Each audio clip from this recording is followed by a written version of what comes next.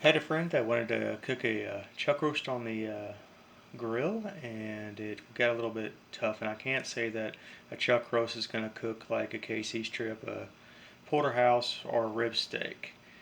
But with my recipe that I shared online, cooking it slow, cooking it, you can make it tender. I went ahead and cooked this chuck roast at 275 for 3 hours, and I'm gonna make a pulled beef with it, but you can see she will come apart. And just pull it apart,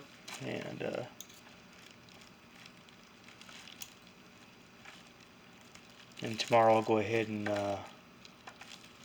put it on the barbecue grill and get some smoke on it and what have you. So it will come apart.